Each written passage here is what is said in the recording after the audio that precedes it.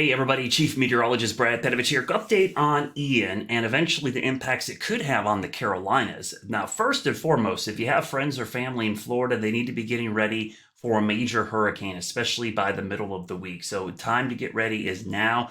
There are still a couple of days to get ready for this thing, but for Florida, this could be a significant impact on the West Coast. So there's a look. The storm continues to gain strength today. One of the things you notice today from a meteorological standpoint, it's getting some very well of defined outflow. Outflow are these spiral bands starting to spread out in all directions. That means it's venting quite well. That means the exhaust system for this is allowing for the thunderstorms to build in the middle and get stronger. It's moving over some of the warmest water in the entire Atlantic. So there's no reason to think that this is not going to maybe rapidly intensify in the next 2 days. And you can see Hurricane Center brings it up to a Category 4 off the southwest coast of Florida. Now, some good news here is the storm will slowly weaken a little bit as it approaches the coast because of wind shear, but that's not all good news because as it gets closer to the coast here, it's also going to spread out and slow down. So when it gets here, the wind field will spread out, which will allow for a long duration of wind pushing water. So storm surge on the west coast could be significant. And I think even some significant storm surge that might catch you off guard for areas of the Big Bend, or excuse me, the southeastern part of up there towards Georgia into Jacksonville, Brunswick County area. Those areas in there could see some significant water because that's a big catch basin, basically. See that big arc there in the coast? This acts often like a funnel. It will trap the water and force it inland.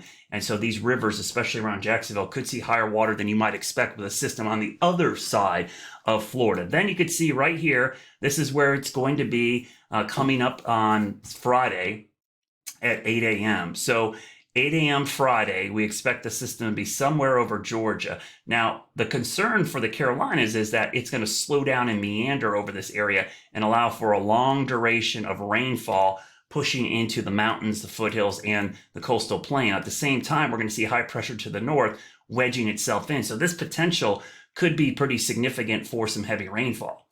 So if we look at the ensembles, just not one piece of guidance, the spread of every single model. This is the GFS. You could see some interesting things on the GFS. The mean is right over the western part of the Carolinas.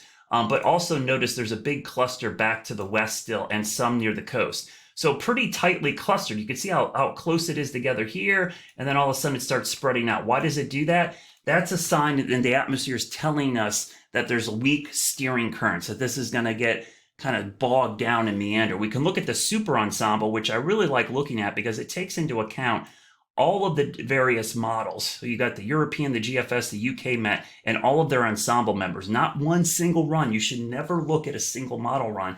You should look at the ensembles. And the mean right now, if you look carefully, right there is basically the Western Carolinas to the coastal plain. There are a couple out here, but the greens and yellows are showing you a much higher probability of this heading up. Now, if it should move west of the mountains, that's problematic for the Carolinas because that would mean a lot of heavy rainfall for us. We already are under a slight risk for flash flooding Friday into Saturday. So the fact that this is a day 5 forecast, that we've already got a slight risk, that means a 15% chance of flash flooding, means the potential's there for Friday into Saturday and probably Saturday into Sunday. If this went 6 or 7 days into the future, we certainly would have that probability. So how much rain are we talking about? Let me show you.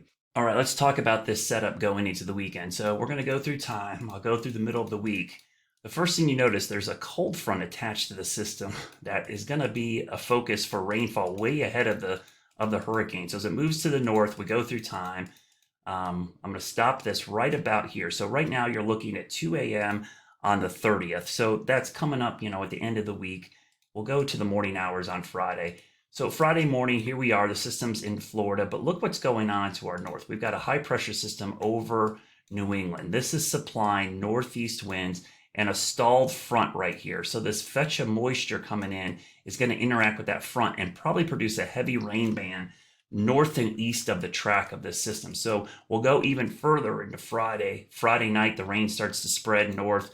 We go into late Friday into early Saturday morning. Saturday morning, look at the heavy rain that is spreading into the Carolinas. This is Saturday morning, 8 a.m., 11 a.m., 2 p.m.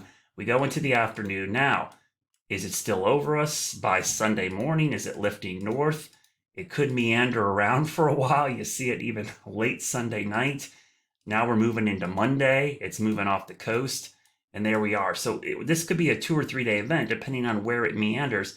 It could produce some significant rainfall. So how much rain are we talking about? Well, let's look at the Weather Prediction Center's 7-day rainfall forecast. And I'll go all the way out to the end of this. Let me move this to right here. And you can see roughly as low as 2 inches to as much as a couple spots, 6 inches. So the only good news for the Carolinas is the fact that we're so bone dry right now that we probably can hold some of this water. If it wasn't for the fact that we've been so dry, we probably would have a serious flash flood issue. But any of this rain falls in a short period of time, we could have rapid runoff. So you're looking at a significant amount of rainfall coming up Friday through probably early Sunday. So we'll keep an eye on this, but flooding is going to be our biggest issue.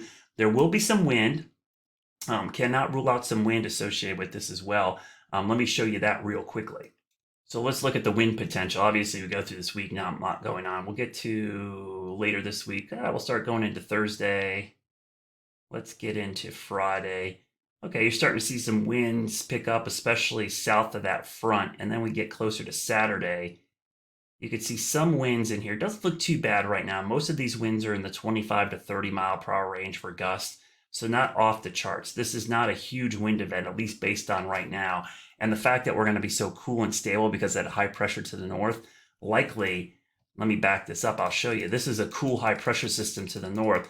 This will likely keep things stabilized. But if there's a warm front in here, the area we'll have to watch for severe weather would be anywhere we see the warm air kind of meet up with the cold air, maybe basically a warm front right in there. And again, that's looking like Saturday morning. So we'll keep an eye on the severe weather threat. This is primarily, to me, a flash flood issue. Of course, I'll be tracking it throughout the week, and I will post frequent updates as we get closer to the weekend.